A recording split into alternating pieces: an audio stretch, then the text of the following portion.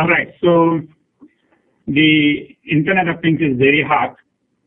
Almost every company that I know is working on it, whether it is Microsoft, or Cisco, or Google, and almost every standard body that I know of is working on it. And you see the list here. And there is so much of repetition that at least 7 of them decided that it would be good if they just did the same thing, and they call themselves one M2M. One M2M has, let's see, Arab, ATIS, and I would not remember many of the acronyms, but ATIS looks like American Telecommunication something, CSA, something to do with computers, and HC is European Telecommunications, CIA, Telecommunication of America, TTA is again something to do with America, and TTC.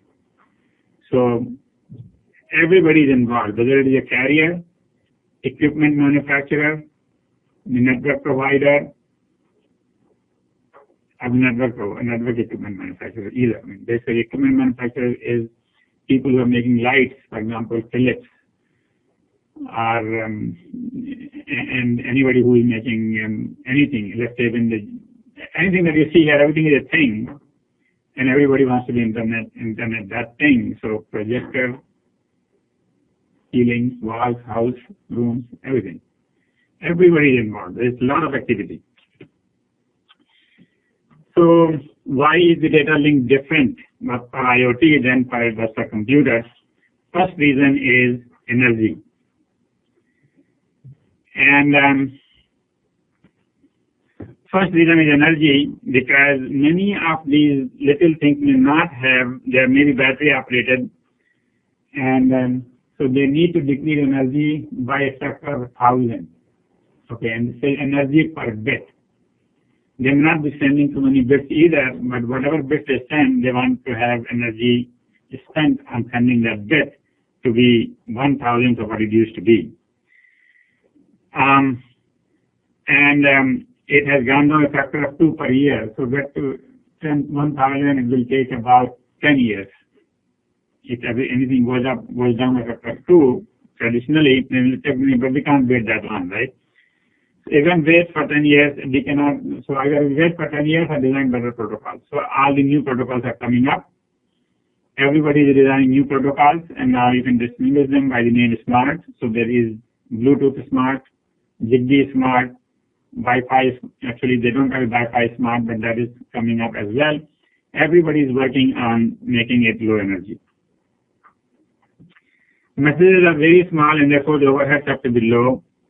Computing, they can't compute too much, so you can't have very heavyweight protocols. You cannot have lots of CRCs, very complicated CRCs. Encryption, authentication, security, all of that has to be very lightweight. And then quality of information. Basically, the information that we get has to be. Now we used to talk about quality of experience, quality of quality of service, quality of experience. Now we are talking about quality of information. So if you get, let's say, temperature, then you have to figure out whether this is a good value, how good it is, and things like that, because every thermostat here will measure it differently. So all of that has to be done. So let's talk about the energy. So everybody understands the difference in power and energy. Power is measured in watts, and energy is total, right? Power is per second something. So power is when you say this bulb is 100 watts. So it is taking 100 watts of, if you multiply by time, that much energy every second, right? So joules is what is used in energy, major energy in. And here we are talking about millijoules per megabyte. Okay? So 802.11b, which is 1999 time frame, used 36 millijoules per megabyte. The transmit power was 50 milliwatts, and the bit rate was 11. So if you divide 50 by 11, you get that rate. But actually, then it would be per megabit. 50 divided by 11, 50 divided by 11 would be 40 something divided by 8. Maybe it becomes like that. I haven't done the calculation. So maybe per megabyte. You have to convert that into megabyte and then get it there. But everybody understands the difference between little b and the big B, right? I mean, this is networking class. And so it has to be clear that the storage people measure it in bytes, networking people measure everything in bits. Okay? So whenever we talk about the rate, we are megabits. Whenever we talk about the storage of the size of the information, they are all megabytes. Nobody sends bits. And so we have multiple of factor of 8 right there. Second thing is mag numbers are also misleading because we always measure in powers of 10, they always measure in powers of 2. So when they say kilobyte or megabyte, 2 raised to 10 or 2 raised to 20, something like that, okay? When we say megabyte, we mean 1,000 kilobytes. Each kilobyte is 1,000 bytes. And the letters are different too. So little k means 1,000, capital K means 1,024. But for n, there is no different letter. And so there's a lot of cheating and lying because even these guys, even though they're supposed to measure it in powers of 2s, when they're selling it to you, they come back to the lower value. So when you buy a disk, it will say 500 megabyte, and you put it under the computer, it will say 479 megabyte. You know what happened? 400 gigabyte to 400, 300 some gigabyte, because they were selling you in powers of 10, and the computer really needs powers of 2s. Okay, everything in the computer, all the page sizes, everything is in powers of 2s. So when you see a disk or a memory with 2 gigabyte, computer really wants 2 raised to 20 bytes. Right? But when they are selling it to you, even if 2 raised to 20, they will say it is 1.04 gigabyte, you know, something like that, okay? Because they just like bigger numbers. So, talking about the numbers. So basically, you can see the rates. We know all of these rates, and we know how much transmit power is there. And it's just the transmit power. So it doesn't really tell you the power is spent in the circuit itself. This is not the real circuit power, because electronic circuit will take a lot more to get this milliwatt out. This is coming out of the antenna. Right? So anyway, somebody measured the joules, and here are the numbers, and you can see they are going down. So 11 was 36, A, which happened after D, was 29, and then G, which happened much after A. Actually, I should probably change these lines, and change these lines so you know that they came in that order. 7.4 in G. Bluetooth started with 8, and now it has gone on much significantly. 15.3, which you haven't seen yet, it started with microwatts, and then it has 0.03 joules, millijoules per megabyte. You can see how the energy is going down.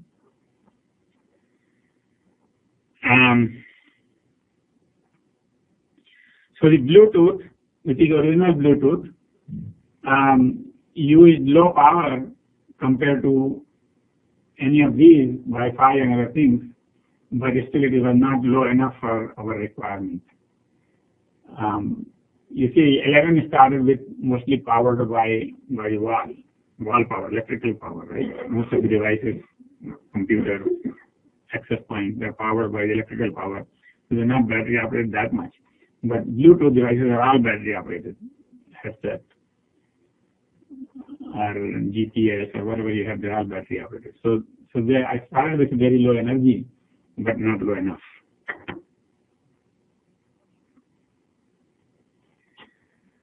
So the networking issues. So the internet was not designed for these devices because, first of all, we used 32-bit addresses for IP, which obviously we cannot use for internet because it is not big enough. Then we used 48-bit for Ethernet and other MAC addresses, which was not big enough. and then use 128, which is just too big, IPv6, which you cannot fit into these little devices and little things. So either way, all the addressing is all wrong size. And so there are protocols that have been developed to somehow adjust the address size itself. And so what they do is, in IoT, they use 16-bit local addresses and 64-bit global addresses. So this is neither 48, nor 32, nor 128, neither of them.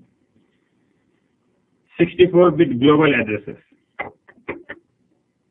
So they feel that the 64-bit probably will take it to all the things in the world, and that's good enough.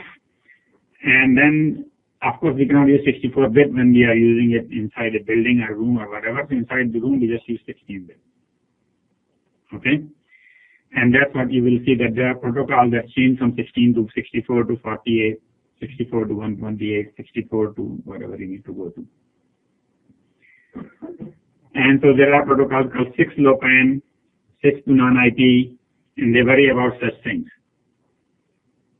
And when we get there, we'll see it if we get there. All right, so these are network issues. And the protocols are to be different. So basically, the last mile protocol generally is 3G, 4G, 2G. The 100-meter protocol is generally Wi-Fi inside the home. And the last 10-meter protocol generally is Bluetooth, which is from the thing to your phone. Right? Some of you are wearing the watch. The smart watch. I am not. But if you are wearing a smart watch, that is talking to your phone using Bluetooth generally. Okay? So Bluetooth, this is the last 10 meter. All the body area network is Bluetooth. And I'm saying Bluetooth, I'm sure a lot of people will disagree with that because that is just one of the N protocols competing for that space. And we'll talk about them.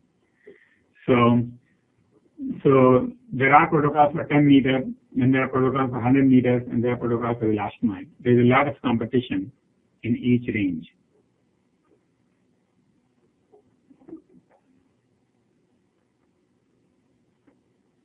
The last mile is used by smart grid, smart cities, smart industries. Basically, in factories, when you have a big factory, the devices need to talk to each other, and that's last mile. Of course, smart cities and smart grid make sense. Last 100 meters is smart home, and last 110 meters is body area network. So I think this may be a new slide. I might have added it after the handout was printed. Is it in your handout? No. Okay. All right. So I just added it because as I was reading, I found something very interesting. So what IoT is doing is machines versus humans. Everything that human used to do, now the machines can do. And so that's very good because now I don't have to do anything. Comfort.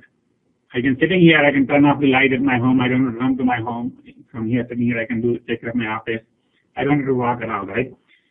That's very comfortable. But that also leads to the other side of the coin, which is I don't need anybody else either. So everything is done by machines. So all the jobs are going one by one. All the lower level jobs, for example, we don't need a cleaner, we don't need the washer, we don't need people who used to do the manual jobs before because machines can do them. Right? And that is going up and up. Actually, you can just download this slide. We just already uploaded. So you can just download it much easier from the website. And if I remember, I will print it out. But so they predict by 2018, here's an interesting thing I found interesting was that the business content will be offered by machines. So right now you are writing papers, I'm writing papers. And it is clear that machines can write better papers. Because they get the data, they generate the data, they analyze the data, they can as well write it as well. Because after we do it, we ask them to check it. When Microsoft Word checks my English, right, it might as well write it. Okay? So, so machines will write the machines will write the business content. Support calls will be coming from connected machines. A machine is calling, thermostat is calling saying that I am not doing well, please help me. So there is no human on this side. And the helping side, of course, there is no human, because when you call, all you are getting is a machine there on the left side. Right? It says, well, I can speak good English, please talk to me. Right? In complete sentences. So, so there are machines to machine talk going on, and they will recognize individual faces and voice. So when you call somebody, right now they recognize your phone number, but later on they can even recognize your voice and say, well, okay, Mr. Jan, how are you? 3 million workers supervised by a robot boss, and your boss may not be a human being, it may be a machine. And employees will record their health tracking devices. And right now, I mean, basically, employers want to make sure that the employees are safe. This is their responsibility that they are safe, but also healthy, which is not their responsibility, but it will be good if they are healthy or will be safe and things like that. So then you will be asked to wear those watches which you don't have right now. 50% of the fast-growing companies will have fewer employees than smart machines. So the number of people will be less than the machines. All right. Some of these numbers are too small, just to be sure. I mean, there's nothing to worry about 3 million workers supervised by a robot. There are 4 billion people, 3 million, and it's not much. Similarly, 2 million employees, it's not a big number. It's a very small number. But it's just the trend which is coming in is that the comfort comes with unemployment. All is comfort. And so so people are saying that the employment rate will not go down. Unemployment rate will not go down in the near future. It will just go up because we don't need people to do things. And this is particularly worrisome for the older people, because younger people are going into new fields. The older people who are already trained to something, those are going away, and they have to be retrained, which is difficult. But anyway, this is the latest report, October 2015, top strategic prediction for 2016 and beyond. All right, so this is the effect of Internet of Things. That brings us to the summary. 99% of the things are not connected, and therefore this is a big opportunity for the industry. It's a big opportunity for the standards bodies, and there's a big opportunity for the academics. We are all working on it. It all started with a smart grid and energy management. And by the way, everything in the world starts with 3 things: energy, environment, and health. Okay? Energy, environment, and health.